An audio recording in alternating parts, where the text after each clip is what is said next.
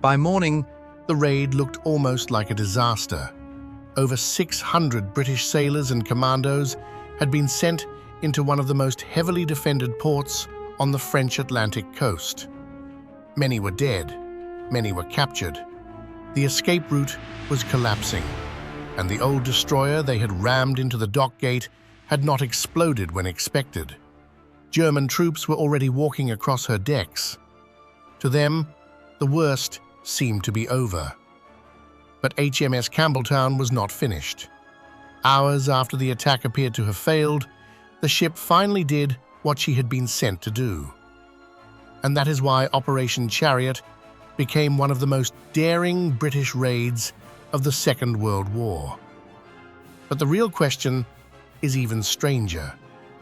Why would Britain risk an old destroyer, a commando force, and over 600 men for one dock gate on the French Atlantic coast? Not a city, not a battlefield, one dock gate.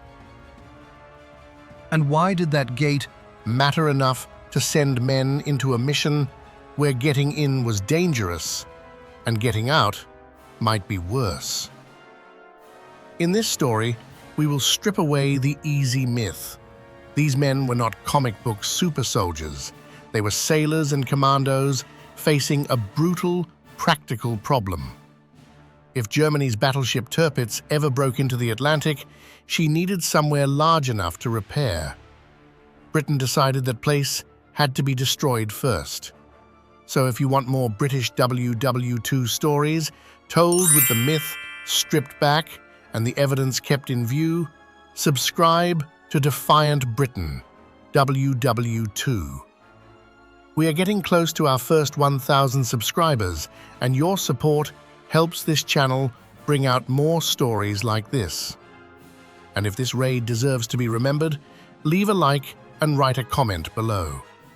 Because St Nazaire was not just a raid, it was a ship turned into a weapon, a dock turned into a target, and a British gamble that looked for several terrible hours as if it had failed. To understand why Britain accepted that gamble, you have to begin not at St Nazaire, but out in the Atlantic. By early 1942, Britain's war was being fought across enormous distances. The island had survived invasion danger in 1940, but survival was not the same as safety. Britain still depended on the sea. Food, fuel, weapons, raw materials, aircraft parts, troops, oil, steel, and grain moved across oceans in convoys. The Battle of the Atlantic was not a side story. It was the artery of the war. If that artery was cut, Britain could not fight in the same way. Its factories would slow. Its armies would strain. Its people would feel the tightening grip of shortage. The war against Germany was not only fought with bombers and tanks, it was fought with tonnage, escorts, merchant ships, dockyards, fuel reserves, and the ability to keep supplies moving through grey water. Germany understood this. The U-boats were already a deadly threat. But there was another fear as well. The possibility that a major German surface warship could break into the Atlantic and attack Allied shipping. The name that mattered most was Tirpitz. Tirpitz was not just another ship. She was the sister ship of Bismarck, and Bismarck's brief Atlantic sortie in 1941 had shown what a modern German battleship could do to British nerves and naval planning. Bismarck had been sunk, but not before HMS Hood was lost and the Royal Navy had been forced into a vast hunt. Tirpitz did not need to sink every convoy to become dangerous. Sometimes, a battleship's power lies in the ships it destroys. Sometimes, it lies in the ships tied down, trying to stop it. If Tirpitz came out into the Atlantic and suffered damage, she needed somewhere large enough to repair. On the German-controlled Atlantic coast, one place stood out: St Nazaire. The port sat near the mouth of the Loire on the west coast of occupied France. It was not close to Britain in the comforting sense. It was behind enemy lines, Protected by guns, searchlights, troops, anti-aircraft defenses, and the natural difficulties of the estuary. But St Nazaire had the Normandie Dock, built for the great French liner SS Normandie. It was huge. It was not simply useful. For a battleship the size of Tirpitz, it was strategically rare. That is why a dock gate became a military target. Not glamorous, not obvious to the public, not the sort of objective that looks heroic on a map. Yet in war, a gate can be as important as a fortress if the gate controls what an enemy can risk. Britain's problem was severe. Bombing the dock from the air was uncertain. The target was hard, defended, and surrounded by a port where accuracy mattered. Heavy bombing might damage the area, but destroying the dock gate reliably was another matter. A naval attack sounded almost impossible. the raiders would have to cross the channel, Move down towards the French coast, enter the Loire estuary, pass through enemy waters, deceive or survive German defenses, and strike the dock directly. Then commandos would have to land and destroy machinery, pumping stations, and other dock facilities. After that, the men would need to escape. Every stage carried its own danger. The plan that emerged was bold in the coldest sense of the word. It did not depend on glamour. It depended on timing, engineering, surprise, and men willing to travel towards a place where the odds would narrow with every mile. The central weapon would be an old destroyer, HMS Campbeltown. Campbeltown had not been built for this mission.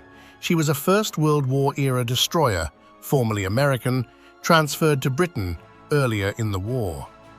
By 1942, she was not a symbol of cutting-edge naval power. That was part of the point. She could be treated as expendable. But she still had one final use. British dockyard workers altered her for the raid. Weight was removed. Her silhouette was changed to help her resemble a German vessel at a distance. Armor and protection were improvised. Most importantly, explosives were packed into her forward section, hidden behind concrete and steel. Campbeltown was becoming something stranger than a warship. She was becoming a delayed weapon. The idea was brutally simple. She would ram the outer gate of the Normandie Dock, bury herself into it, and remain there. The commandos would go ashore. The raiders would withdraw. Later, after enough time had passed, Campbeltown's explosive charge would detonate and destroy the gate. If it worked, the dock would be useless to Tirpitz. If it failed, Britain would lose men, boats, and a destroyer inside one of the most dangerous ports in occupied France. That is the first myth to correct. Operation Chariot was not a wild charge carried out because Britain had no plan. It was not courage replacing thought. it was courage. Attached to a plan so risky that it looked reckless from a distance. There is a difference. The men who trained for it were not being sent to capture St Nazaire. They were not going to hold ground. They were not going to raise a flag and wait for relief. They were going in to break a piece of infrastructure, then get out before the enemy fully understood what had happened. That made the raid both smaller and more terrifying. Small because the physical target was one dock. Terrifying because the men had to put themselves inside the enemy's defenses to destroy it. The force combined Royal Navy crews and Army commandos. It was a combined operations mission, the sort of operation Britain had been learning through hard experience: raids across water, sudden violence, demolition, withdrawal, and lessons bought at a price. The commandos had specific jobs. Some were to attack gun positions, some were to destroy dock machinery, some were demolition parties. Others were protection parties meant to shield the men doing the explosive work. The Navy's job was just as dangerous. Campbeltown had to reach the gate. The small motor launchers had to carry men through the estuary under fire. Other craft had special roles, including firing torpedoes with delayed action against parts of the dock system. On paper, it was a sequence. At sea, it would become chaos. The raiders left Britain in March 1942. Their route took them towards the French coast and the mouth of the Loire. The final approach was not a simple dash across open water. The Loire estuary had shallows and channels. Navigation mattered. Timing mattered. So did deception. For part of the approach, the British force tried to confuse the defenders by appearing German.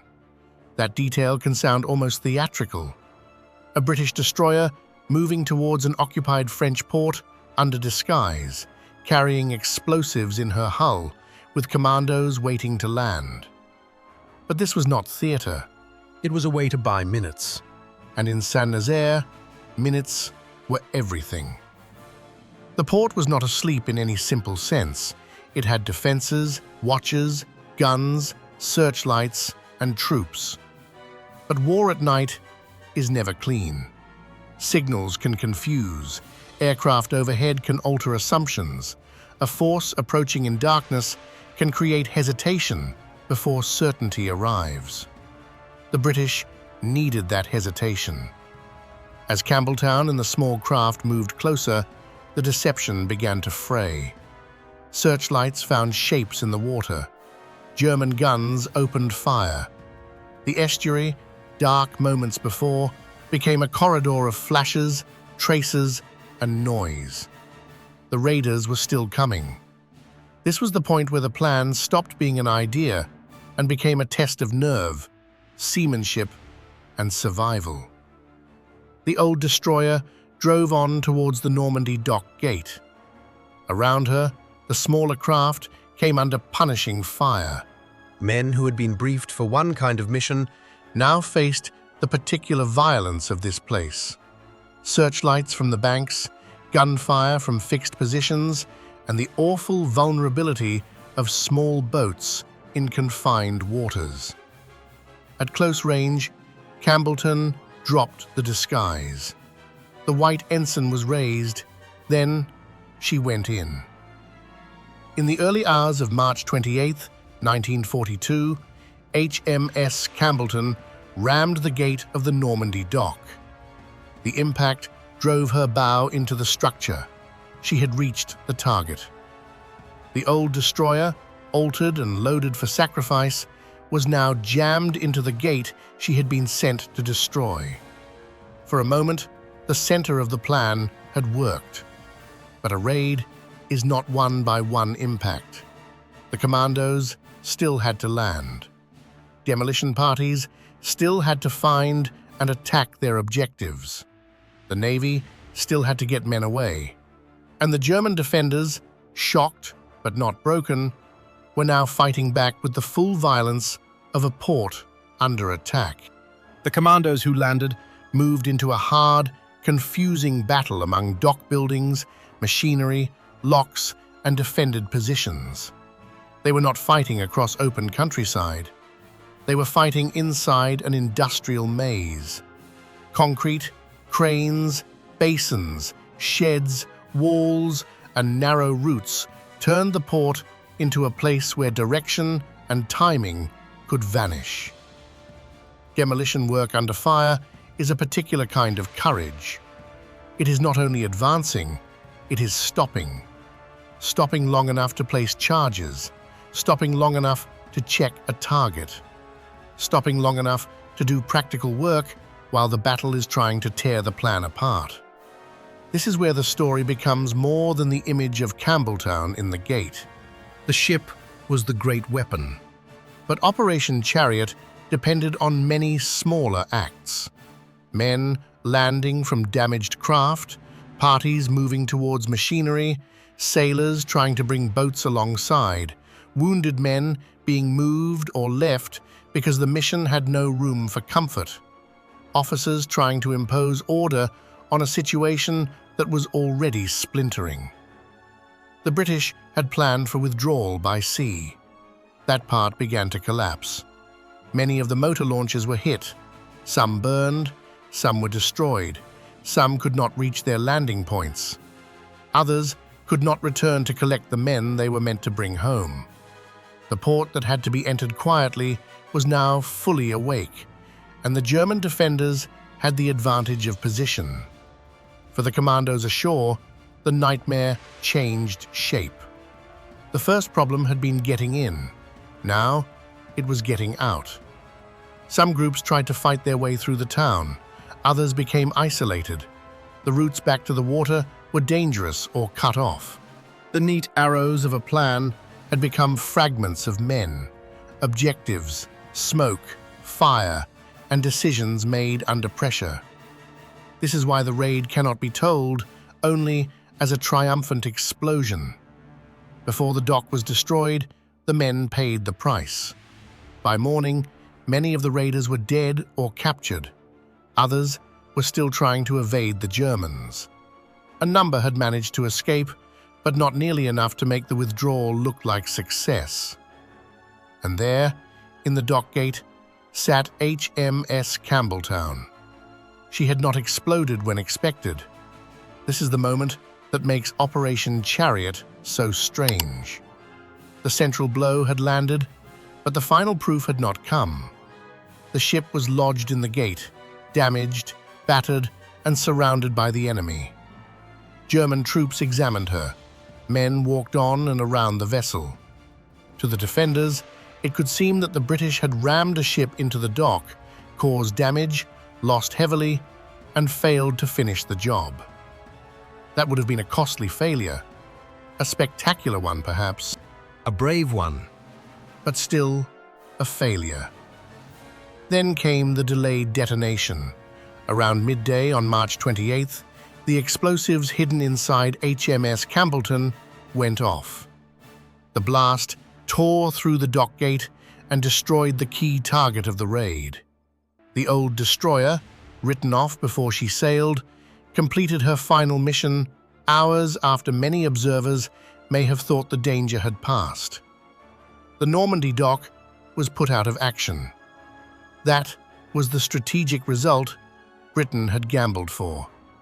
A single detonation changed the meaning of the morning. What had looked like disaster became a costly success. Not clean, not bloodless, not the easy victory of a poster, but success in the harsh logic of war. The target was destroyed, and Tirpitz no longer had that repair option on the Atlantic coast. There was another delayed sting as well.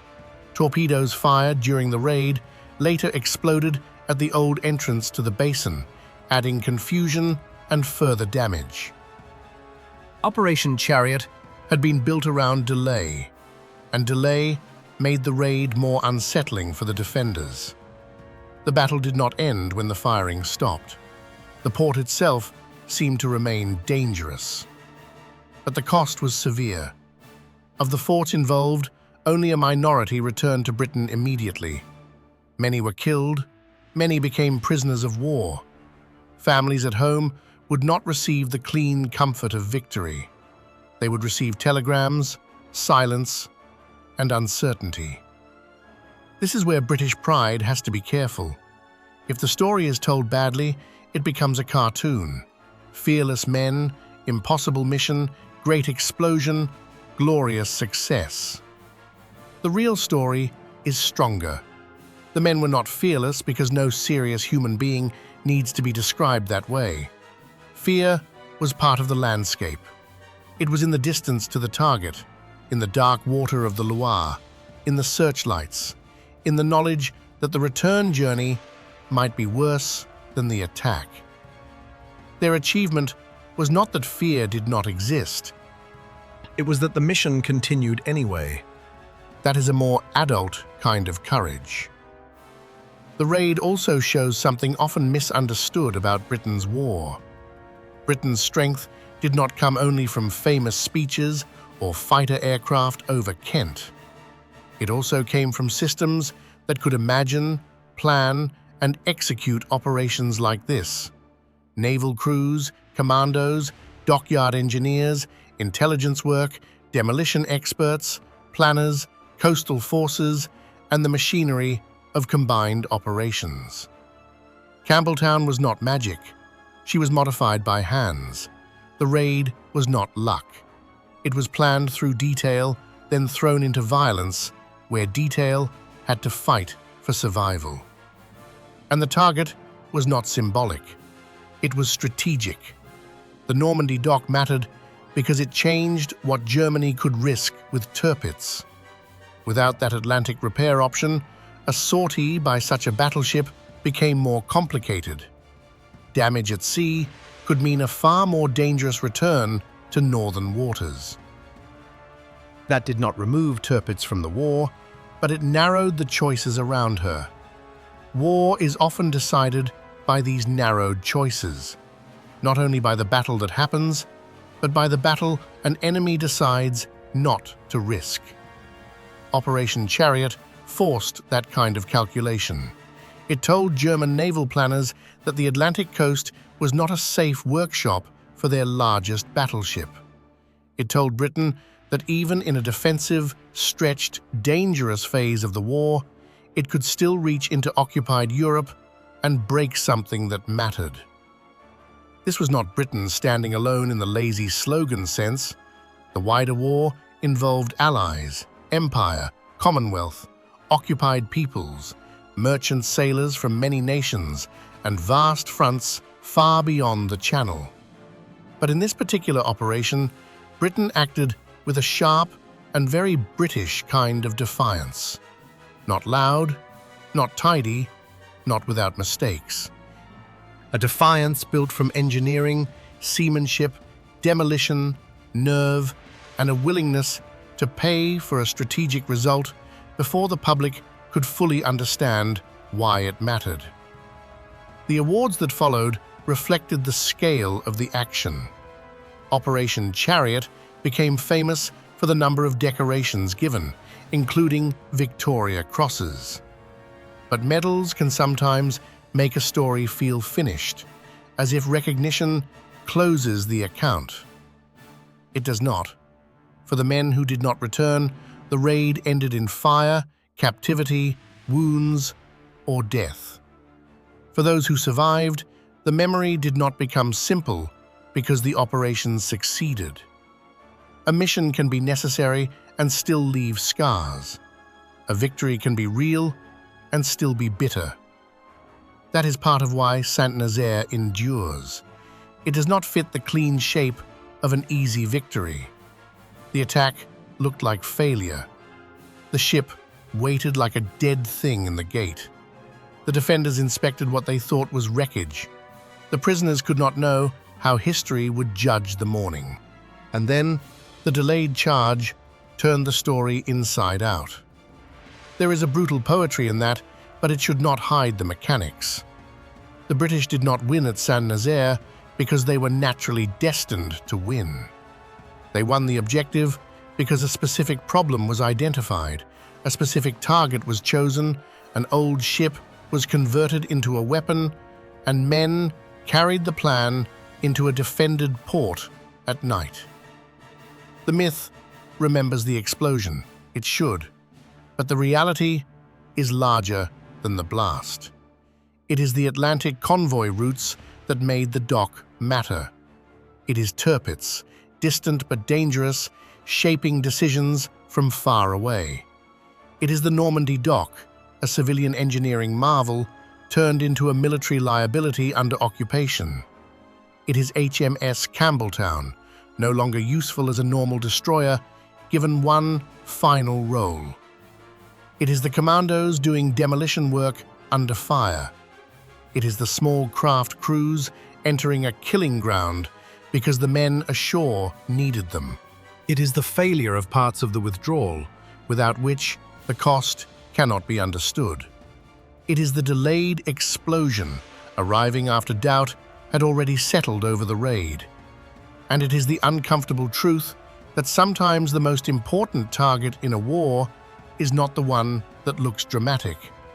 Sometimes it is a dock gate, a piece of steel and concrete, a hinge in the enemy's strategy, a place where the future movement of a battleship can be limited before the battleship ever appears.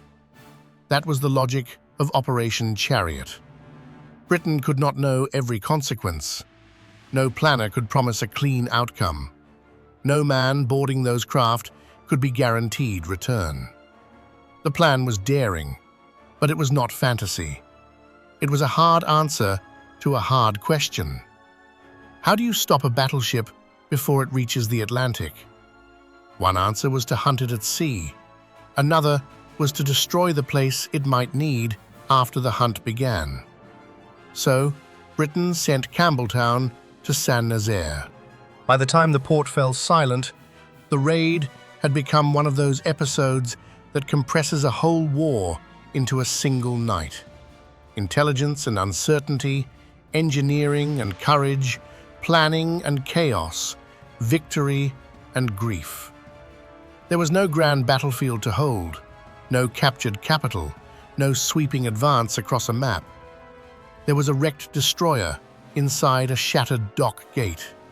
And in that wreckage was the point. The old ship had done her work. For Germany, St Nazaire was no longer the answer it had been before. For Britain, the cost was written in names. Prisoners, missing men, and families waiting for news. For history, Operation Chariot became a reminder that defiance is not always a speech, a flag, or a clean victory photograph. Sometimes, defiance is an obsolete destroyer moving through darkness towards a gate. Sometimes, it is a commando party carrying explosives through fire. Sometimes, it is a sailor holding course when turning back would be easier to understand. Sometimes, it is a plan so dangerous that for several hours, even success looks like failure. That is why St Nazaire still matters, not because Britain was perfect, not because the raid was painless, not because every part of the plan worked. It matters because the danger was real, the target was real, and the men went anyway. They struck not at a headline, but at a weakness in Germany's naval strategy. They turned a ship into a weapon. They turned a dock gate into a battlefield. And they left behind a story that still carries the weight of the question with which it began. Why risk over 600 men for one dock? Because in March 1942, that dock was more than concrete and steel. It was a possible doorway for Tirpitz into the Atlantic War. And Britain chose to close it.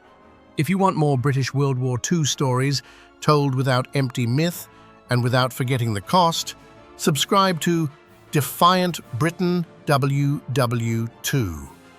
Leave a like, write your thoughts below, and tell us which British wartime operation should be covered next. Because the Second World War was not only decided by the largest battles, sometimes it turned on a single gate, and on the men who sailed into the dark to destroy it.